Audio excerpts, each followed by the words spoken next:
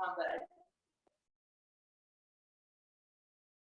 and the question is, sorry, introduce yourself and why do you do this work? my name is Elisa Cancela. I'm the executive director of the group. I am aunt, wife, advocate. I do what I do because I see the need of more organization for minorities, and this is why we have been providing support in the Grupo Vida. Grupo Vida provide a variety of trainings and activities for Spanish speaking.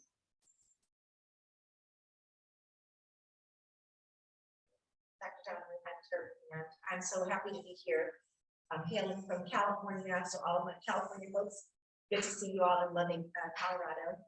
As the executive director and founder of allies.org, it's been my passion and heart to serve us specifically in the African American and Latino community. Based from just my own experience as a parent and then as an educator and a counselor and an administrator for over 20 years in California.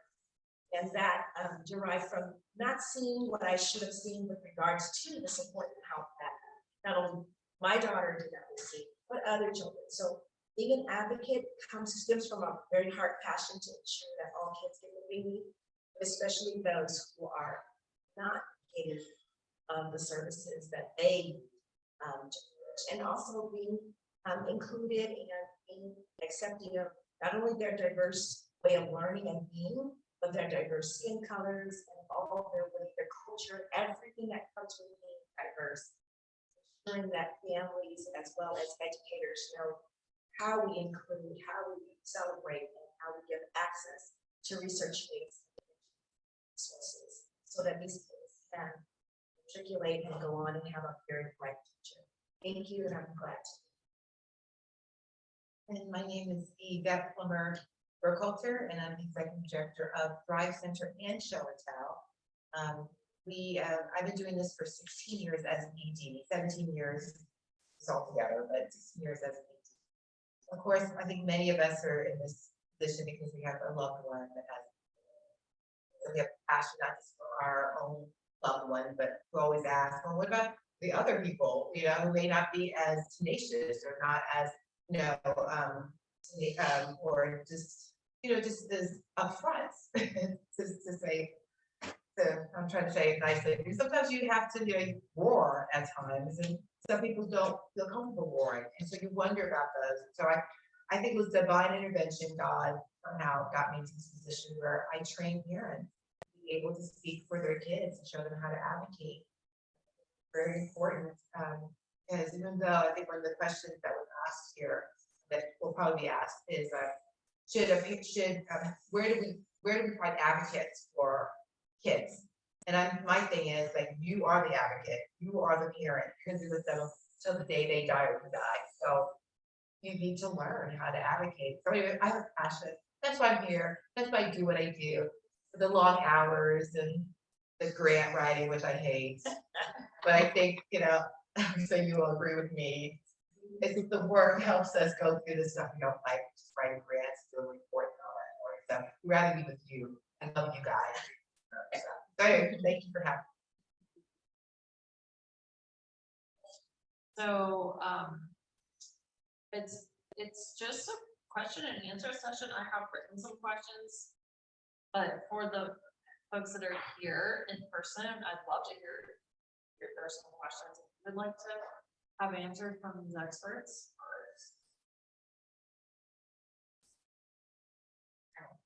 It's okay, man. They'll come up here. Yeah. Yes. I understand. Well, I think, did you have something? Start out with one of the questions we had was, what is an example of a student that really wasn't being served well? How have you seen?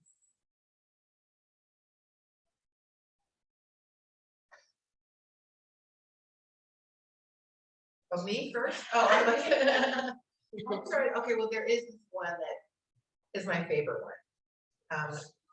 We had he was a teenager, he went to high school, African-American, a male, and he was having problems with school, but it was also being bullied.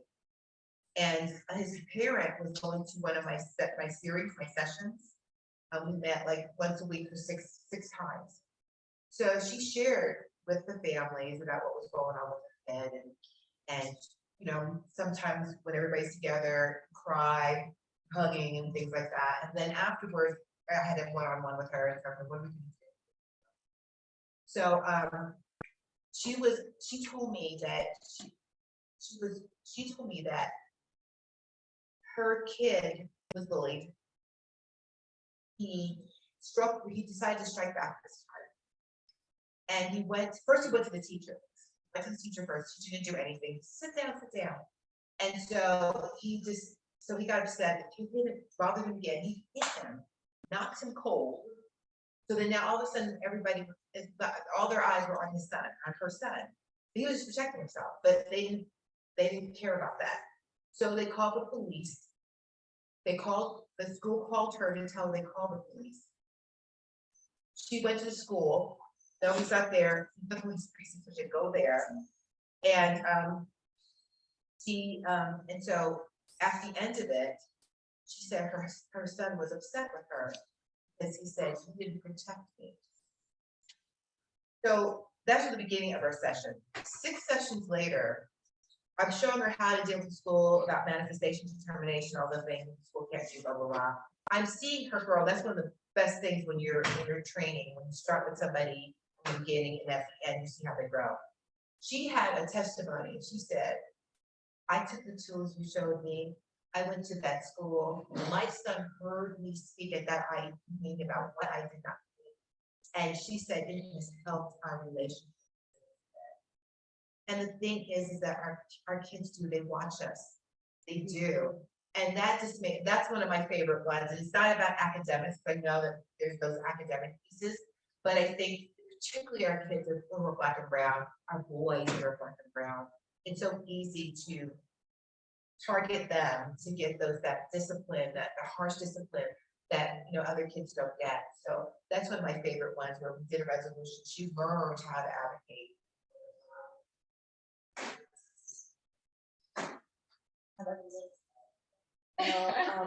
Currently we are having more and more families starting homes. They have been waiting in Mexico for different months and years to have the opportunity to home as a requesting family. Therefore, some of them have not been, and they are coming with a variety of disabilities. And some schools are not ready for this kind of process when a child doesn't have IEP or individualized educational program or special education or have not received any school. And I remember one case, especially family that took maybe 4 months to do the evaluation. And it was really difficult for this mom because one person made a mistake to say you need to bring the interpreter, knowing that the school needs to provide the interpreter and the school needs to provide. And it's this mix of when the school say, no, we need the information of the doctor and the child has seizures. But then the child was not in the school. There was this conflict of you are not providing the support that the child needs, but then it's like, well, but we are not ready for the child. And was this kind of battle at the end. She was able to attend, but I think that was not this welcome place for families to feel like the school is a safe place, a secure place for my child. It was more a battle of understanding why this child was not in school yet and try to explain like we have way for parents and we need to be ready to provide the support and the service. And sometimes I don't think we you think about the fact that they're not in school, they haven't been in school. And what are we doing in our communities, in our schools to get ready for the day? Because they're there to know it. If I were to add into on that same question, and I'm so grateful that our stories are all, they're so wonderful, but they're all very different. And my experience is very different in that Allie, the story, one of the stories that I can say things didn't go the way I would have liked them to go based on that again. And she was more marginalized by already in the system. I'm already an administrator at the system, but the teacher and the site were not prepared for her, even though we knew she was coming, even though we had an IEP, had all of those things in place. Teachers training, and I say this as an advocate of teachers, because I was an administrator, I was a counselor, I've had, I'm pro-union and I'm pro-administration. I just want to say that first of all, but they weren't ready, and the teacher took Alex out of the classroom because she was stimming, she was too loud, she was not able to engage. She was in a classroom that wasn't for ASD students, she was a special needs classroom, and she was the lowest functioning in the classroom. So she was kind of the child that they didn't know what to do with because they didn't have a place for her. A little bit different, but kind of the same. Or not being trained as a teacher, being an advocate or to listen to the child or to listen to what they're saying, even though they're being nonverbal, which our daughter is. So she took her desk and she took Alex and she took an aide and she took her out of the classroom and put her out. It's literally almost like a football. I don't want to exaggerate, but took her out of the classroom and put her desk outside with the aide so that she could get help with one-on-one help, but she wouldn't be in the classroom getting the instruction that every other child got. So she was, not included. She was definitely not included, and there was no avenues to ensure that she could get instruction versus, her being out there with an aide and maybe a couple of workshops, or maybe some Play-Doh. There wasn't a concerted effort towards making sure that all children had access to curriculum. And so the way I think we handled it was, because I happened to be coming up to the school that day. So my site was, I think I was at lunch, I happened to be coming up to the site on that day. She was in middle school and I could hear her because I knew her sounds. I could hear her sounds, kind of like even as I was just coming up to the district, I'm like, how can I hear Allie? And I haven't gotten in the building yet. And then I thought to myself, I shouldn't hear Allie at all because we're in session. And so long story short, went to the district office. And I think I was so devastated emotionally. I was just devastated because I'm a family member. I'm in the district and my daughter's not getting what she needs. But what it did was it helped our district put in place a little bit more stops, making sure that teachers started to get training. Although it was a horrible situation for us, it turned out to be something that we were able to implement at the district level. But it had to be brought to their attention that they were excluding students with special needs just because they weren't equipped. So, okay, just in a different. So, but I think it's more of a voice advocating, making sure when things don't look right, they don't sound right, having the conversation and asking the question. And you never know how that's going to function into the entire district. It's not all, fight in a different way. Fight what our voice is and advocate, but with the fact that you have to have sometimes the tiger moment there. That's really interesting. I like how we got that administrator and the mom, and they really Forced in that sense that you're in a profession, you're professional. So me going in with, and I was very upset, but I still had to remember, and I'm grateful that I did work for the district because I knew that things weren't right, but here was an obvious, I'm sorry, I don't want to get to punching. We don't want to get to punching, but I wanted to be obvious mistake, and that was an opportunity for us to learn versus into this accommodation.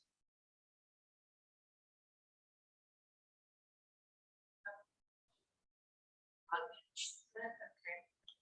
Well, that's interesting. Back to that, that was one of my questions. Is it part of the school responsibility to protect?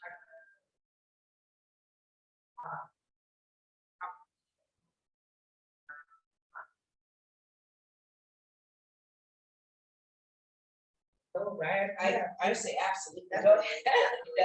I mean, especially if you want to go under IDEA, Individuals with Disabilities Education Act. If it prevents the child from getting a free education, which I'm sure would be, you're anxious, is somebody gonna beat you up, or they're gonna, you can't think about your studies or what you're doing. So definitely, the school is responsible, and correct me, panelists, if I'm wrong, but I think the school is responsible to do something, but they don't define what that is, so they can do like, they're doing something, could be, oh, I acknowledge that they were bullied, and we're gonna go and talk to the parent, and then that's it.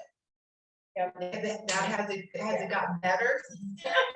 I would say, just from an administrator, and I'm out of this, I'm just literally out of the school district for years, so as a principal. But it is moving of us, we are parental and locus parent on staff.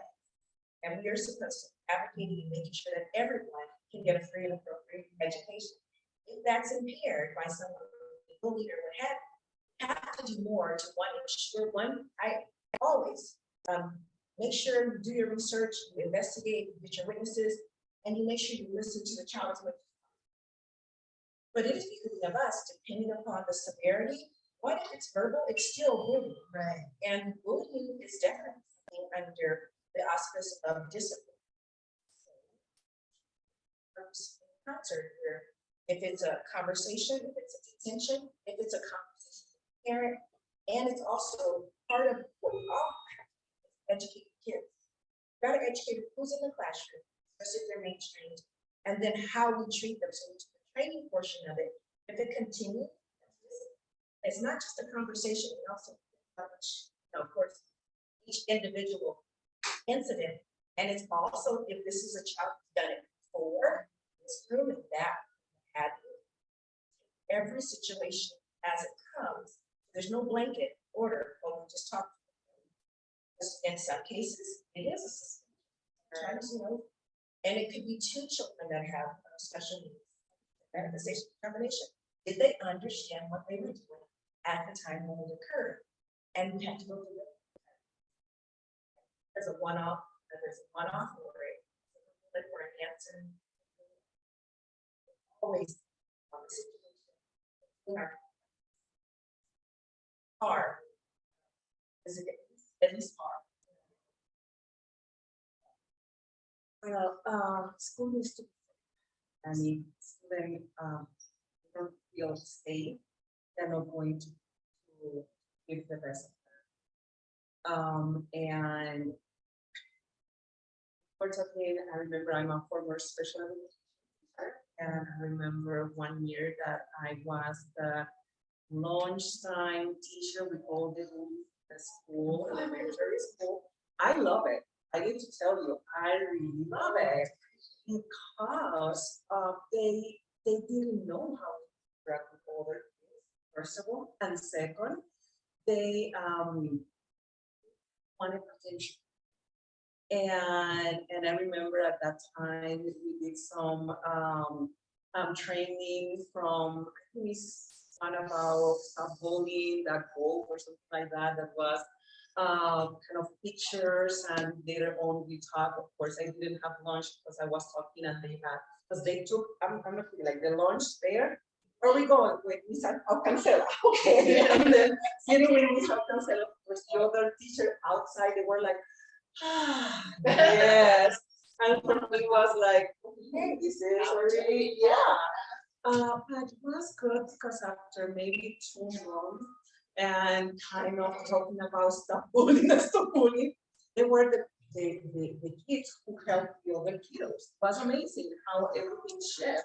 But again, you need to have time, you need to prioritize, and you need to understand that it's not just bullying, you are like hurting another human being, and this can impact for a long time. And I think the consequence of bullying sometimes is really hard to explain because we're busy, we have a lot of things, administrator, directors, principal, they have tons of things, and sometimes they're like, okay, it's fine, it's typical that things happen, but at the same time, how this can impact life of our students and how these can bring a lot of issues and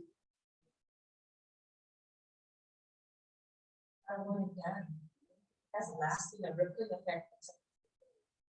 Know that, you know that.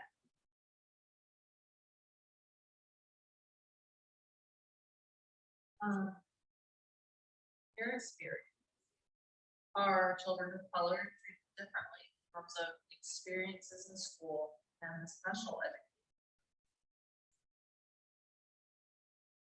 Yes, and I don't say that just because I want to, or because I'm African American, or I say that because the data shows it.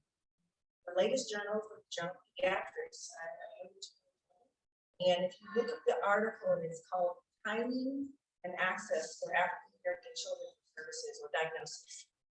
There is a definite lag, almost 40-month lag, in services for the child, as well as making sure that once the parents have communicated that there is that need be actualized in actual service.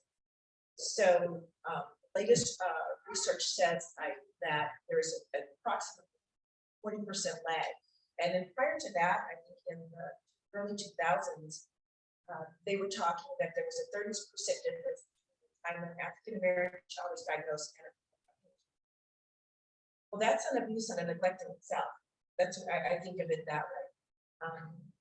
And I just wanted to do a quick plug for the autism story. One thing I could wonderfully say, and so grateful. One thing I said to Christian is, I'm so grateful that you all are so intentional. Everything they do, everything you all do here in the autism makes everybody feel like they have a place. So I definitely, our children, and it's not just a feeling, it's research-based. See in the classroom, a level of lacking diagnosis and interventions. You also see that my child, same behaviors, it's discipline. Literally had a seat in the principal's office versus another child who's elementary, who was given more speech, or they're given more OT, or they're given more adaptive PE, or they're given a timeout and they're given time to walk around the school. Allie was sent to the principal's office every single time. And if you knew her, if you ever follow me on Facebook or Instagram, she's the most passive. And she's lower on the spectrum, so she doesn't understand. So if you're telling her to do something, she doesn't process it. You have to show her, you have to tactile, you have to do everything, almost model it for her. It's not rebellion, it's not, she's not being resistant, or she's not being hard-hearted. She doesn't get it. But that understanding has to come from someone who wants to see her just like everyone else. That's part of my experience. I know that I've had some families come and I hear who, they don't say that they're undocumented, but when they're sharing with me and some of my staff, that a teacher or some, I guess or whatever, threatens to do it because they think that they may be undocumented. And of course, we just get really angry and we have to educate. Especially, it was definitely helpful when we had someone on staff that was bilingual because of COVID. But a long time not having someone bilingual. So I've always been concerned about those families. You don't have anybody bilingual, always have to be someone translating, but it's better when we have someone bilingual. So that is the difference between someone being who's Biff, white middle class, and someone who is Jose, whose parents maybe came here undocumented, and Jose has a disability, And some of those teachers, I'm not saying all teachers are that way, or all schools are that way, but some schools are, they know they can take advantage, you know, they don't have to keep anything, if you bark too much, they threaten you, and I don't like that. So we have to deal with that as well.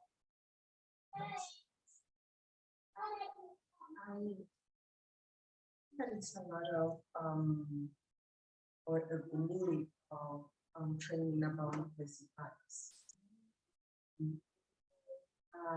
Experience, working with diverse population. Sometimes you can bring your judgments and actions or in different things. Like example, if a Latino mom is telling, I'm concerned of this or that, or not everything is fine, but I'm concerned, I'm seeing this, or everything is fine. If the Latino mom said, or professional is telling that everything is fine, or everything is fine. It's this situation sometimes that, and it's not just only Latino, I know that some ethnicities, they're more kind of, you're the professional, you know what you are telling me. It doesn't matter that I feel this sixth sense or I'm seeing all these characteristics and I feel that they are not providing me the support. Or I observe the other side that is a lot of behavior, but it's, oh no, maybe it's because they are immigrants instead of, let's see if it's something that is impacting. Let's not wait so long to do an evaluation because they don't want to over-represent here. It's sometimes this conflict of how I'm going to be a teacher who is very paternalistic, or I'm going to be more kind of dictator, like, oh no, the way that means. And one of the, and I know this is one of the questions, like what recommendation is asked? Like, don't assume that because this mom is not responding to your calls or your texts is because she's not interested in the child education. Maybe something else. And I think that asking about the culture, asking about their experience, because not everybody is the same, like, but I'm from Puerto Rico, not everybody had the same experience that I have compared with families who come from Mexico. It's different things. We speak Spanish, that is the same type of dialect. We can understand, but some words are.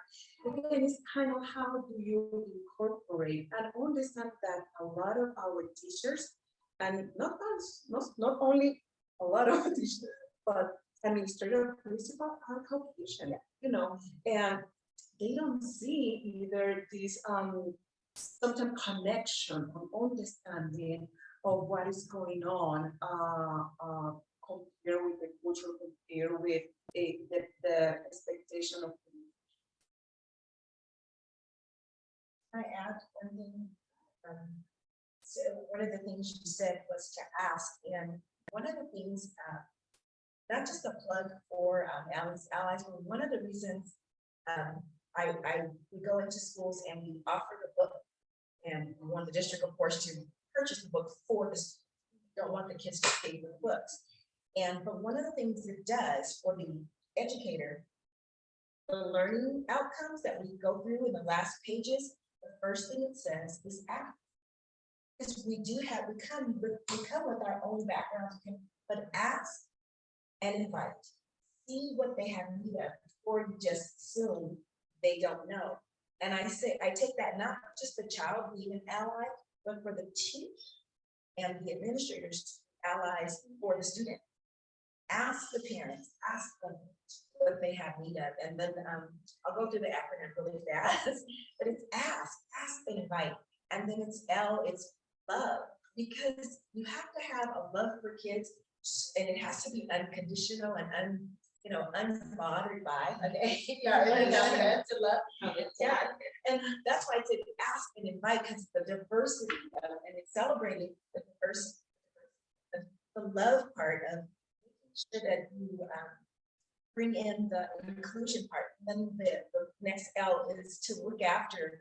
And in the African-American culture, you went outside and you had a brother or a sister.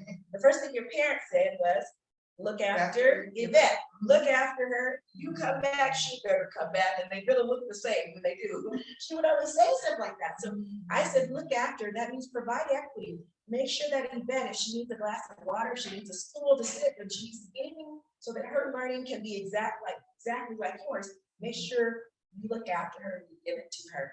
And then the last part is just say yes to being open and to learn. Open to learning, and that's kind of a takeaway for staff development and professional development. It's for administrators. Help them to shift that frame and that implicit bias that we all have. So we all have it. Come with a different set of cards as well. So we all have it. Thank you.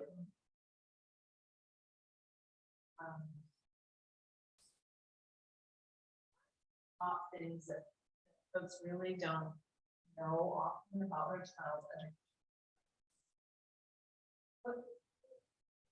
This how long.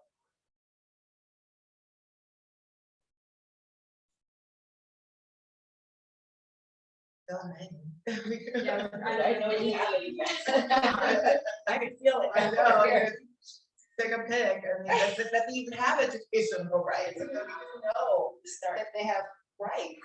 Even though they're at the IEP meeting, they're given This piece of paper. a piece of paper, and never, I'll go home and set that way. Okay, so, some of you may not know, not only do kids get credit, get report cards, but schools and districts do too. US Department of Ed does grade schools if they are complying with IDEA.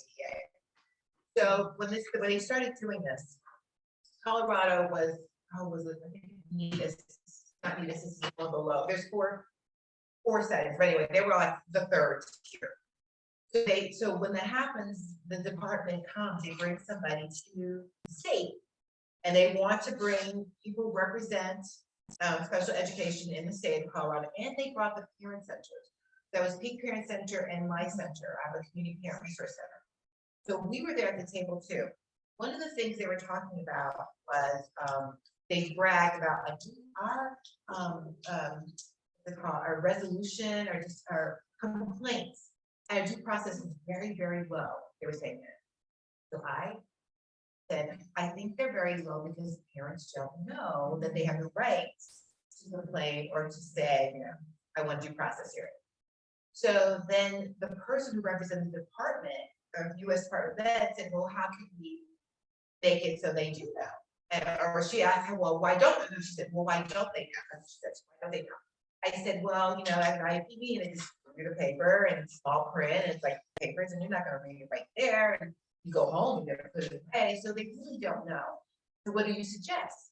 And I said, well, it'd be nice if they explain what they were handing to parents and say, hey, listen, you're at this IEP meeting, if something goes wrong and you don't understand or you disagree, read this paper, it will tell you what your rights are, and then you could go from there, something simple like that.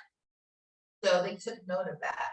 I did notice after, I'm not gonna say that it was because of me, but I did notice that when I went to my son's IEP the other time, and several times after that, they were explaining what this piece of paper meant. So parents don't know, there's a lot of parents don't know, the one thing, the main thing they don't know, that they have rights to begin with. So then once they know they have rights, okay, well, what does that look like? Then we can go about manifestation determination, then we can talk about how they're suspended, because they're suspended differently after 10 days. There's a whole thing. But just if they can know that, that's the beginning. I love the workshop where in the community workshop the IEP rights is, because I think sometimes in the school setting, it feels a little threatening. So sometimes one of the places that we do symposiums and workshops are in churches. It's considered, well, research wise as well, it's considered a safe place for a lot of cultures. And if I'm coming in, whether you know me or your pastor said I was a nice person, sometimes you're less threatened. And I'm just giving you information on how you can advocate what rights you do have. And I have no agenda. I'm not for the schools. I'm truly just, I mean, I'm an administrator, or used to be an administrator, but I just want to make sure your child has what they need. I'm not asking them to, bring your child to, to school in a rose, or, then, door to door, if they don't need that, that's not a need. What your rights are, and giving them an opportunity to ask questions right here in that setting where it feels like it's from a community-based or church setting, seems less threatening, and it's been, I would say for the most part, successful in having folks go back and ask questions, and rather than, everything is, I know my rights, no, do you know what your rights are? Let's explain them to you, and then let's go back and see if we in the classroom or at the district informational piece, and they have to feel in the learning setting and not feel ashamed. It's not their area of expertise. As we have special education teacher and an advocate, and we as an we had to learn it just like most people. We expect our parents to know all of this, giving them an opportunity to ask questions. It has to be to me in a very non-threatening way. Thoughts on that? Oh, yeah. Yes, again, imagine these families that in their country, they don't have this law. And sometimes children with special needs, they don't go to school. They don't have that opportunity. Therefore, they come here and the expectation is, oh, my child is 8 years old, but needs to go to kindergarten, first grade, because, she didn't go to school. No, she's in second grade. How in the world she's going to be in second grade if she doesn't? Oh no, and now, you have all this right, and it's like, it's not just only, doesn't matter that you're an interpreter, Spanish, it's like you are telling the parent how to do a surgery. Think about it. Okay, and now you need to do it. It's like, and in 1 hour. And if it's with interpreter, maybe an hour and a half, because the teacher needs to go, And it's a lot of things that sometimes happen, that some of the IP meetings that I have been involved look more like one way. Yeah. And it's more like professional telling the parent like this. Do you have questions? Okay, I have a question. Maybe they're going to say that I'm dumb. No, it's fine. And then it's like, I don't know, what might my child have, especially what is that? I have never heard that. Will you sign it? Should I sign it? I don't remember. Things that sometimes happen when, they want the best and they think like, what these professionals want the best for my child. And this is kind of the conflict when they need to understand, oh, I'm an advocate for my child. I need to know more. But how do I know if I don't read or write? Or if I don't, how do I go deeply if I don't have the tools to, and I'm in a foreign country?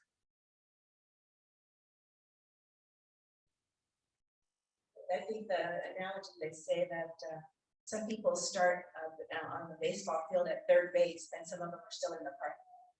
They have not even know a game is going on, and so they're being asked to come and stand here and bat, and they have no idea how the game is. I have example. Last Thursday, I have a meeting with some moms, and the battle of different districts about who can translate what. And I have districts that they have a specific time to do translation. I have districts that say no, because the law just only say that I need an interpreter. But it's like you need to request it. But then it's like, I'm sorry, we're not going to, or they translate, but just only few areas because it's unsaid. And it's sad, but sometimes depending on your zip code, and we know this, not just only education, and in a variety of areas in the community, depending on which place you live, is depending on some resources that you have or you don't have. But it's hard because when you bring, like, I would bring an attorney, but who has money to being an attorney, you know, it's like, okay, now, yes, in 24 hours, we're going to give you translated. It's hard, and it's not just only translation, it's understanding all the things, like I was talking about the numbers. What about if they say NPR 4, 5, 6? It's like bingo, like what's the meaning of that? If you just only put numbers, I don't know what it is. And it's really hard because sometimes these are written as a, you know, the point of view of the professional, not the point of view of the parent framework. Just to follow up. We're not supposed to say that if we can't afford it. Say more about that, just. Yeah. explain that. Oh, leave under IDA, what about how can we afford it? It's about what the child needs is successful to get free public education, the district has to do it.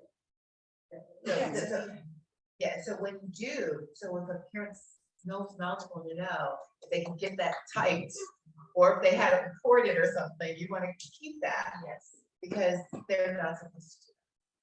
No, we have to provide in the language. How can we say we're supposed to? So if somebody's skating around that, or what parent or family doesn't know, they don't know how to fight. Have lawyers and advocates to go in there with.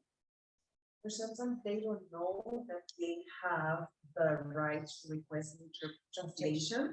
Because if somebody is a professional, you know, tell them, this professional is going to be involved.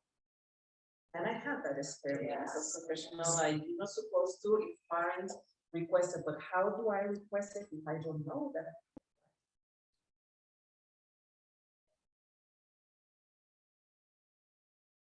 Out of rights, just rights. Maybe teachers. Teachers, we do have this right.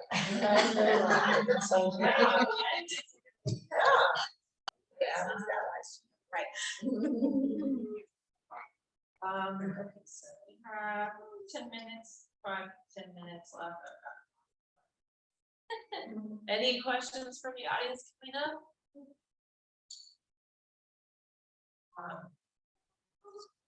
Well.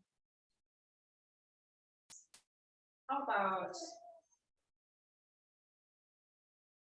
How do folks find advocates? How do they know how to find people? We don't have a marketing line. We don't have a line item in our budget, at least I don't, for marketing, you know, so it's, you have to really depend on word of mouth, social media, things like that. I wish we could have like an advertisement, you know, on television about us.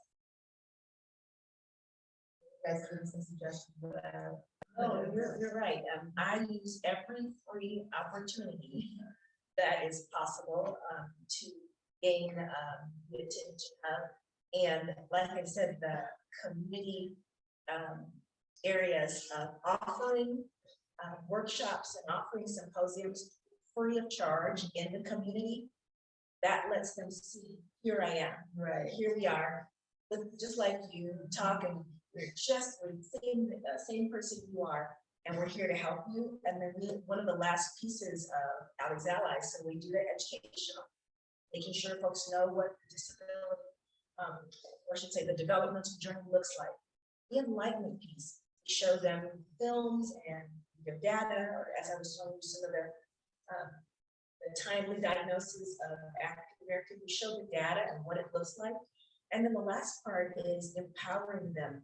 So although we give you an educational piece and we give you enlightenment, the empowerment piece is helping them to understand, as you said, you are the first advocate. And then from there, we want to support and help you. Place, it's definitely kind of a personal thing because most families, especially in our cultures, they don't, sometimes there's shame. I know a lot of times there's a lot of shame on having a child with a disability because family doesn't accept them, or telling me nothing's wrong, and you're saying she's not talking and she's 2, she's walking around on her tippy toes. I think there's something, oh, you did that. Oh, you didn't talk till you were 5. there's still something going on there that you might want to get some support in. So having a safe space, going into the community, and then also I think social media is the most, it's a free and wonderful place to making sure that folks know that you're available and there to help them to become advocates and then to connect them with the resources and advocacy professionals as well as everything that's available. That will add community fairs. Yeah. Very good. And, you have the opportunity to engage, interact with other organizations, and also they have different meetings of community meetings that you can talk about the organization and kind of express them that they can refer to them.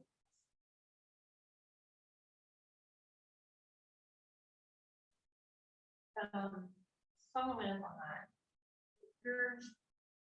If you're looking for help, is it possible someone within the school building would refer to an outside advocate?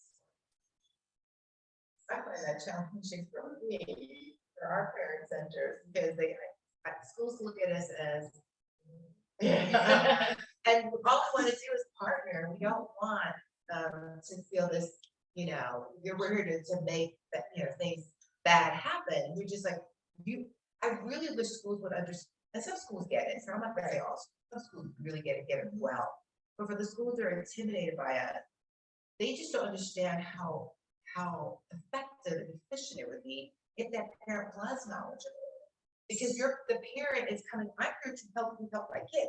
I'm not here to sit, I want this, I want this, I want this. They're like, how can we know that I know that you're supposed to do this? How can I work with you? Of the 16 years I've been doing this, and I've had many parent advice calls. There might have been, on one hand, 2 or 3 that were really savvy.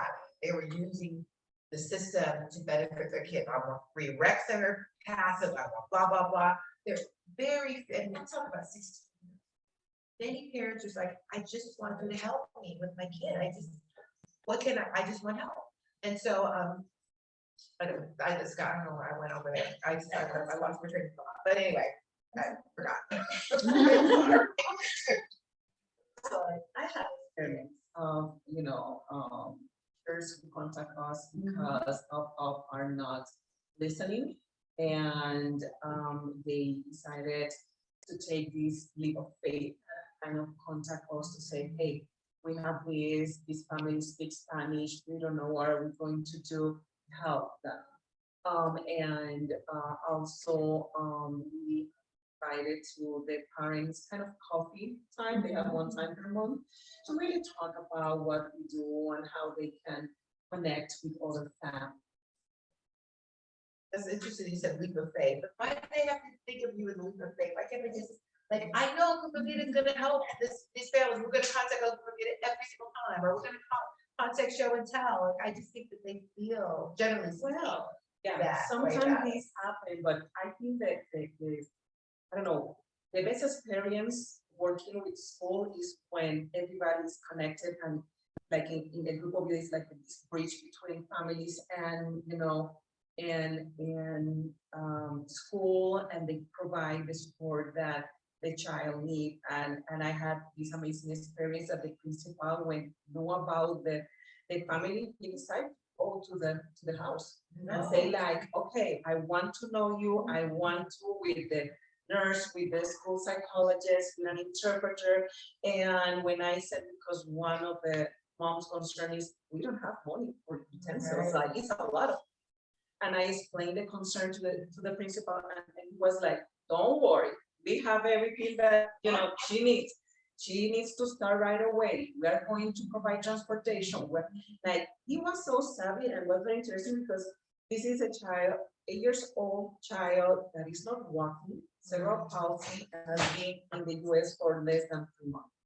See, like, and he was like, we're going to do 504, we need to transportation, we need to right away, we need, to have a wheelchair for her that she's going to start running. You see, like, it's the thing that and I feel so amazed to know that I don't know directly to them, but I want to go and say thank you. Yes. Thank you because your leadership, Yes. really impact this family to feel welcome to the, not just only the community, but also to the school.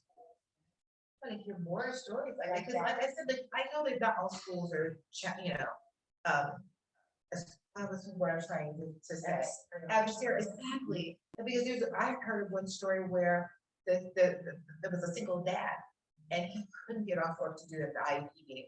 So the IEP team went to his job at lunchtime to do the IEP meeting. I love telling stories about that, yes, because they do exist, they do. I agree with you. I think, and I would say the same, from being in the IEP as an administrator and also from being in IEPs with our child, I can say, I don't have, I don't, and I'm telling this from an administrator point of view, I had IEPs just about every day or several in a week. I don't remember a parent coming in wanting so much that it was going to tap. Right. That wasn't it most of the time. And it was, I don't know what to do. I need help. Why are they failing or why are they getting what they need? So the parent perspective is totally different from what some, when you're at the district level, you only see the bad cases.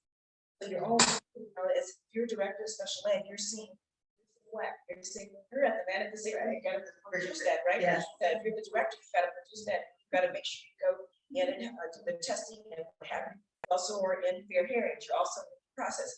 So that's what you see. But on the site level, this is where we are. We're with the folks that want to go to and make sure that you have what you. The other thing, big picture, one of the reasons I think, one of the reasons I feel out when we do the work, one of the things that Alice did not get was help when she was very, very young.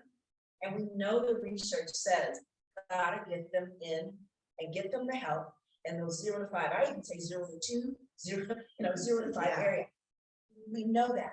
So my passion is I get that information, that data to my school districts, to the community, and say, if we can do this, we have one child who's not going to be, I don't use the word burden, but we have one child who could be self-sufficient and be more giving and more productive in society.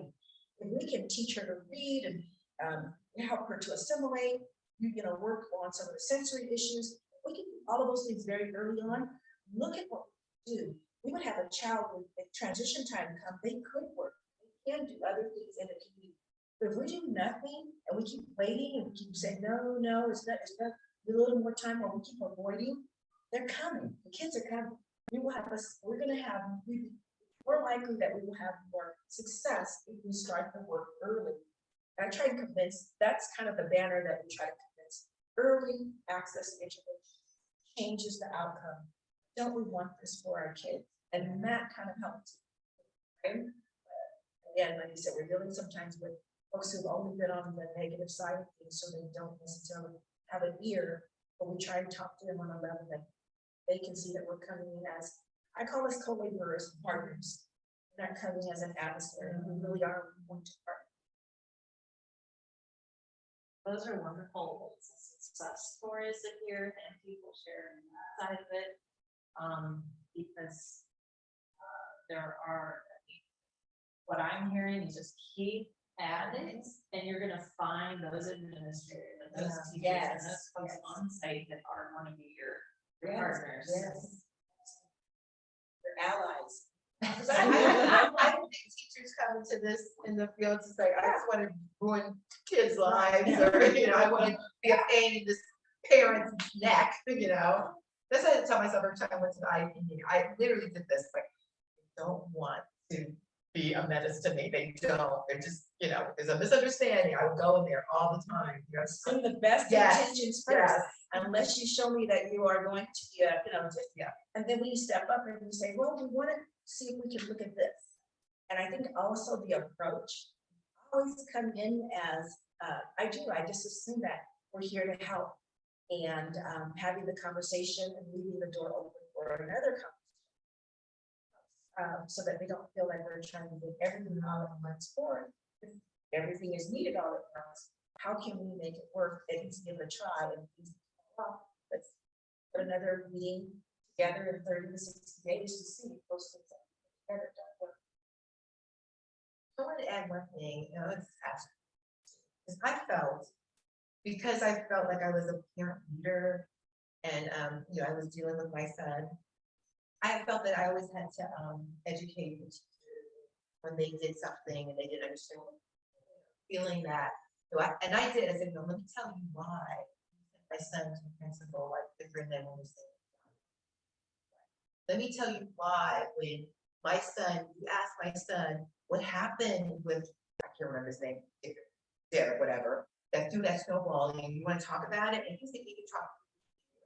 Take that information and give it to the principal, and now we're looking about suspension. Let me tell you what that does for me and him, and having to be, and knowing myself enough to like, okay, then fuss with my girlfriends and like everybody else, and then when I call the teacher, it's like, I don't know if you're aware, but when you did this, this is what happened, this is how I feel. And I have to say that some of the conflicts, or like let's say miscommunication, I would call it that.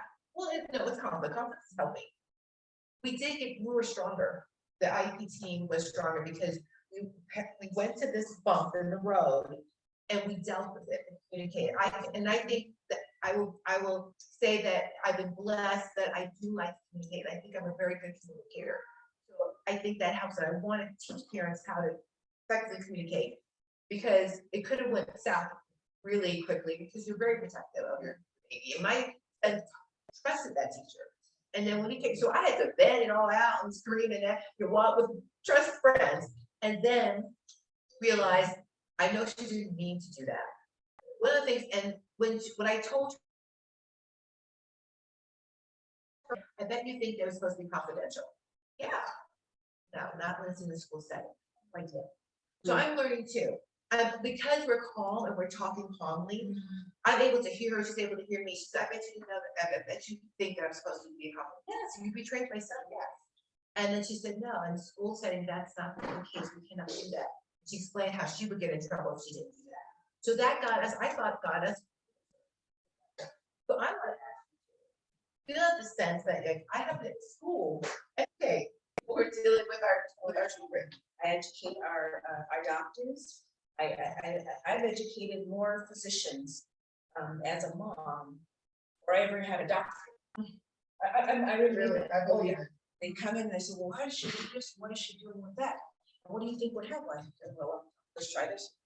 This and this. So I'm doing my homework, and I'm also teaching. Yeah. And I was so frustrated at some point where I literally just said, I just want one doctor, one psychologist who knows more than I do. And I looked until I found someone that knew a whole lot more than I do. And I felt like, and I'm talking, this is pre-doctoral, this is the 2000s. So no, I wasn't a neurodiversity trained doctor back then. I became one so that it could help others. But it's been a learning lesson.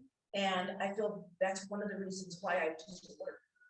Because it is obvious that there's needed education on every level. And I also have to remind myself not to be frustrated by that, because they don't get, when you go and get your, I don't know if you did, but even in special ed, or even in leadership, you get your master's, you get your education, you get your credential, they don't teach it. You may get one class. Yeah, I heard that. One class. And the one class that you do get, you don't learn all of this. They don't think you need it. There's a special place for her. There's a special education teacher, and even she doesn't know all of the things that are in that book or on the bottom. So there's a need, and I know that might be frustrating, but I would rather be on the side of educating and empowering than I would be recoiling and holding back. And I was frustrated as well. Being frustrated with the fact that they don't know as much as I do. And also at the same time, I'm always in a learning position. I'm always in a learning position. I've learned so much even from today. I write notes to make sure that I'm up on the latest. I can speak to any, hopefully I can speak words of encouragement to someone, because there is but always leading and always learning. Just kind of just hold those two babies simultaneous. I have some families that they get really worn out and upset. because they feel like the school and the teachers are failing them. Sometimes they know more of their kids than they do, and the expectations are different. And they don't understand why the kids can do things at home that cannot do person.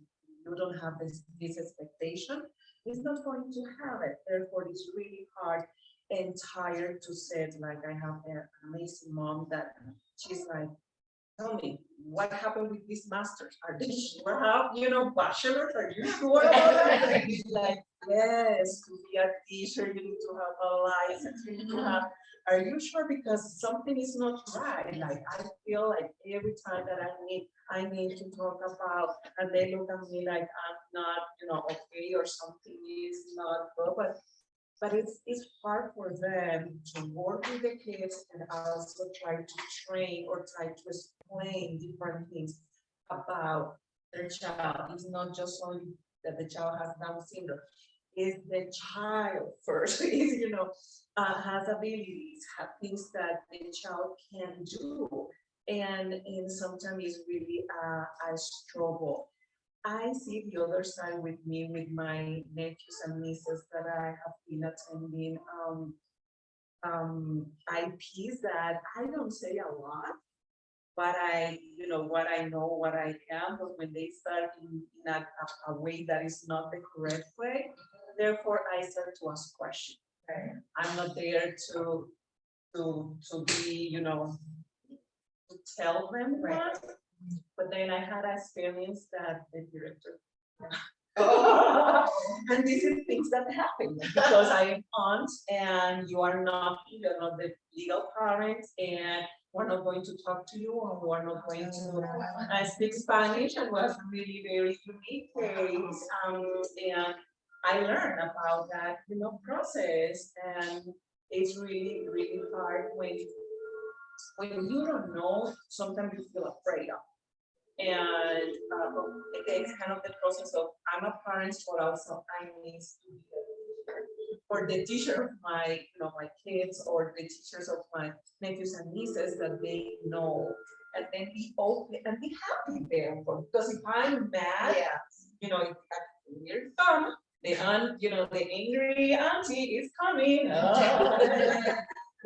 it's like, how do you show what is hard? Like, for me, has been harder. I feel that for parents, it's difficult to really have that time and understand that you're a professional, you're supposed to know, but not everybody knows. Yeah.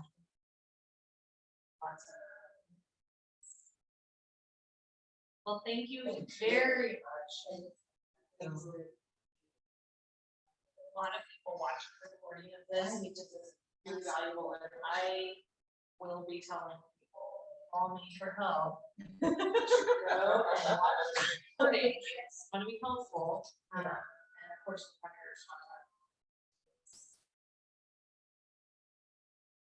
share it.